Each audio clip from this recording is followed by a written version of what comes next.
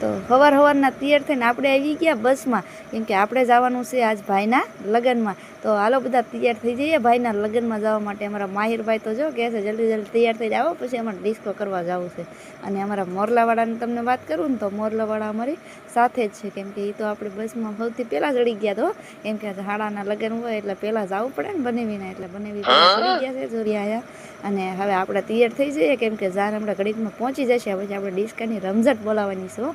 તો હાલો બધા તૈયાર થઈને પછી મળીએ. તો જો આપણે રમઝટ બોલાવવા માટે તૈયાર થઈ ગયા છીએ અને ડિસ્કો કરવાનું શરૂ કરી દીધું છે, કેમ કે આપણે રાતડાવ ગામમાં આવ્યા ત્યારનું આપણે ડીજે શરૂ જ છે એક ધારું. એટલે જો ડીજેની ધબધબાટી બોલાવીએ છીએ ને આપણે ડિસ્કો જમાવી દીધો છે.